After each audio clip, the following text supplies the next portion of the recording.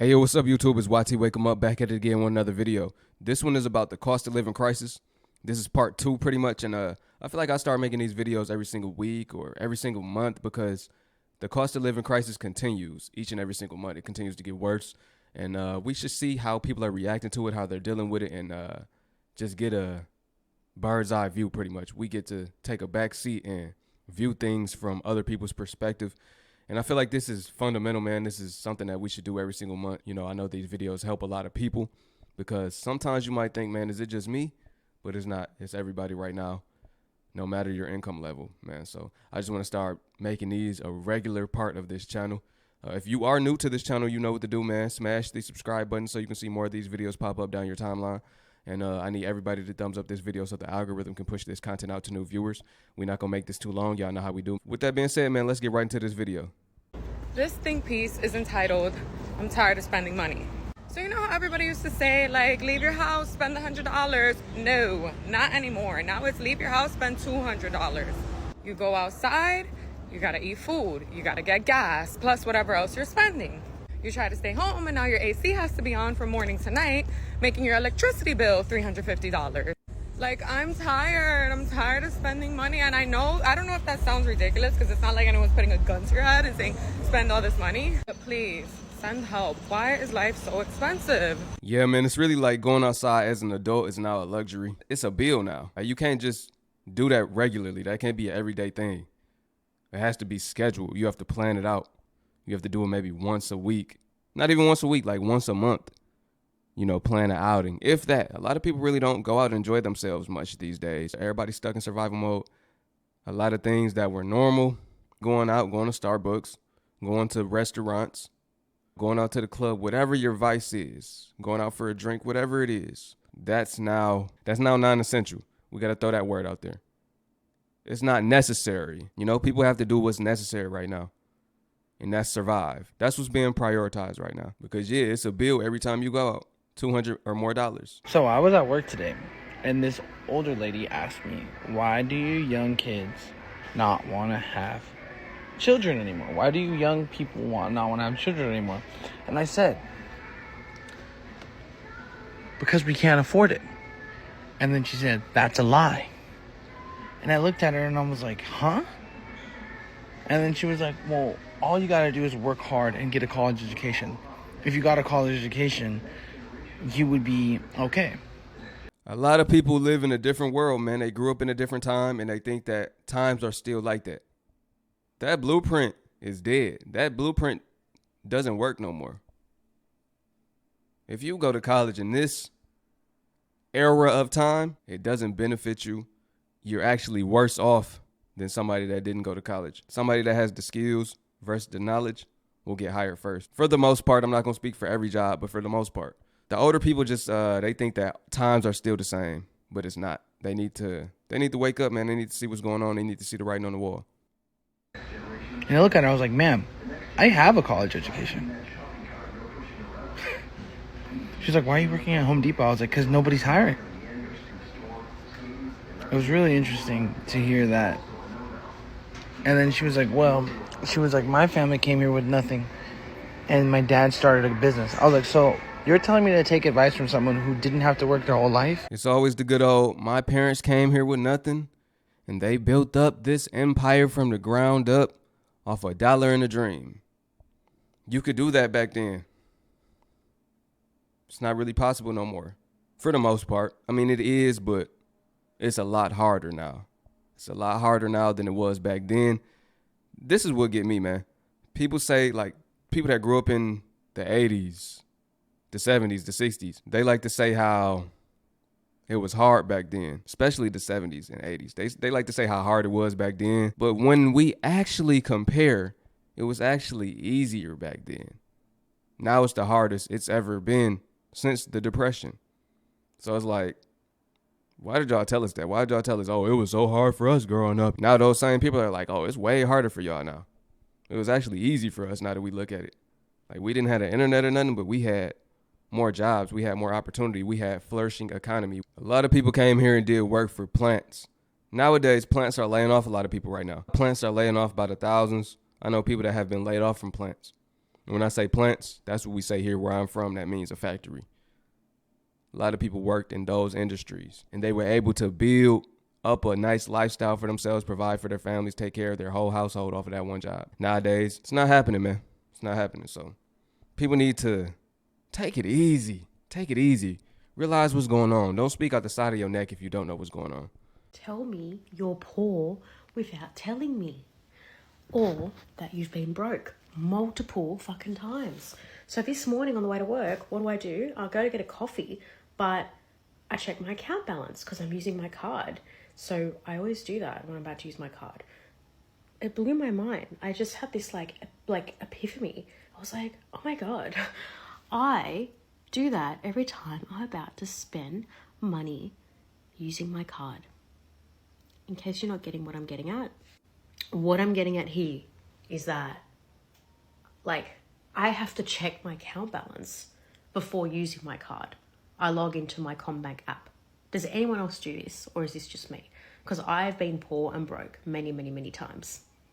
Literally. So is this a thing, or are there people that just use their card? Just pay pass, tap, tap, tap, pay pass, do what you want. Like, there we go. Yep, I'm good. What does that fucking feel like? Because I have anxiety and have to check my card before I spend. Like, maybe like 95% of the time. All right, now I know exactly what you mean. I've been in that predicament before, and I've been in a predicament where I'm just tapping without looking, right? So everybody knows about having to check your account balance before you leave the house to know how much you have to spend. Or say you go out to the restaurant even. You got to look at it like, okay, how much is the total? Okay, let me get this, let me get that. I can't go over this amount. We all been there. You adding up each grocery item that you get. Like, I think I should have enough. I think. If I did my math right, if my calculations are correct, I should be 1 cent away from broke.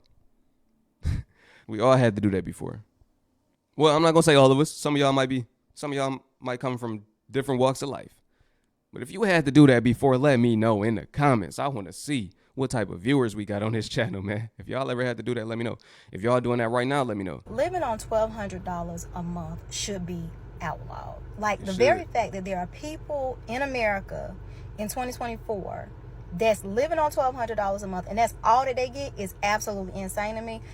But it's only one way they're doing it, and I'm going to tell you about how. The income that people are receiving for $1,200 a month is Social Security. And according to this article, they're saying that Social Security is expected to run out in 2035. Now, let me pause it right there, right? Y'all, I hope y'all know this. This is why I say that retirement really won't be possible for my generation and the generations after me.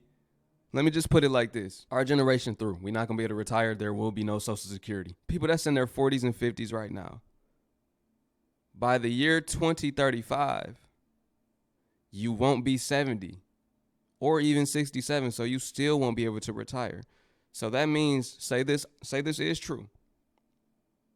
The fund will already be dry. It'll be empty. It won't have no money left in it for you to get anything, for you to be able to retire, for you to get a monthly check, which is only like people getting $1,200, a lot of them, which is not enough to be able to afford anything. You can't afford no rent unless you stay in the hood, but the hood right now is still $1,400, $1,200, depending on what state you in, you know, or you might be able to find somewhere for $900 to $1,000, but you only got a couple $100 left to survive off of that. You really can't survive. You're not surviving.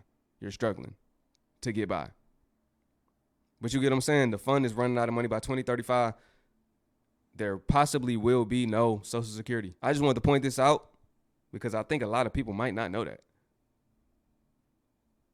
Wow, that sounds like a long time away. I remember when I was a kid, and I used to see on the news, because my grandma would always watch the news. I remember they would be on TV, and like the Republicans would be like, you guys better stop your spending and be more responsible, talking to like Congress. And they would be like, you're mortgaging our kids' future. And I was thinking to myself, oh, okay. Well, the future is now. I'm the kid, clearly. But the people that are receiving Social Security that's only getting $1,200 a month are managing to live because of one reason. Now, I hate to state the obvious, but y'all, they're homeowners. And I know it's really cool right now to get on the internet and talk about, oh, well, it'll never be your house if you gotta have property taxes and you gotta pay insurance. It's ridiculous. Well, baby, let me tell you something. If I was making $1,200 a month, I would definitely be more comfortable spending $300 a month on property taxes than $2,000 or more on principal, interest, taxes, and insurance if I buy a house late in life and or rent. So America was built on this promise that if you work for so many years, you were supposed to end up getting three things when you retire: pension, 401k, and Social Security. Well, pension ain't really a thing no more. 401k is kind of hit or miss now.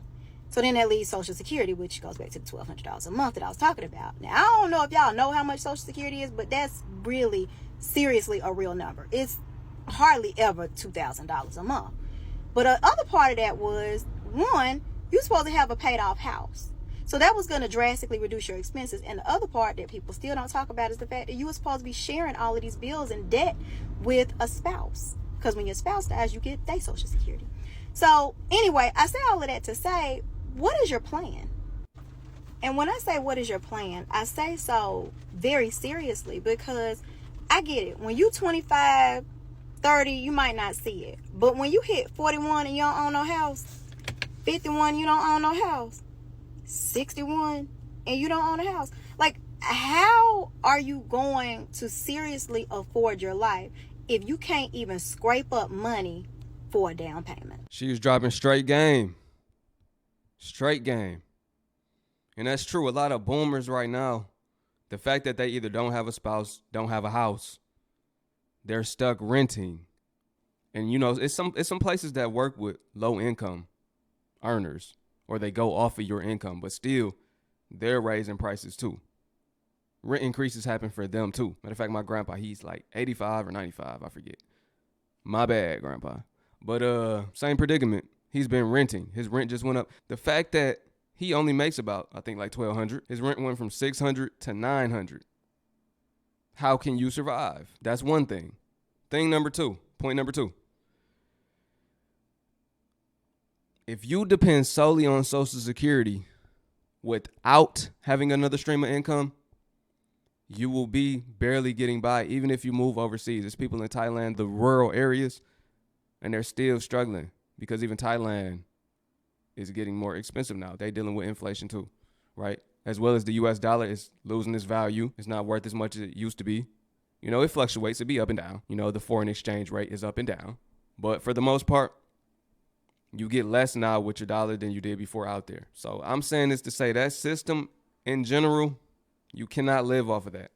And this is the last point I'm going to make as far as Social Security goes. Did you know they didn't know that people would actually live as long as they are now?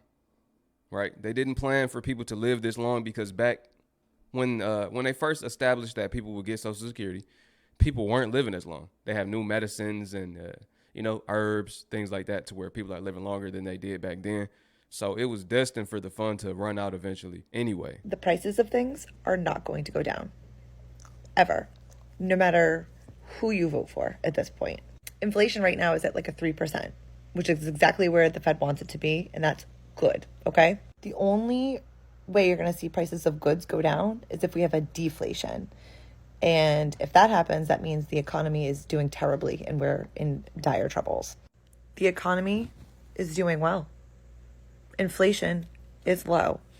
The prices of things are high because of corporate greed. Because inflation's at like a 3%, Fed should be dropping the interest rates come September. That's definitely a good thing for sure, especially if you're looking to buy a house. But the only way you're going to see more money in your pocket is higher wages.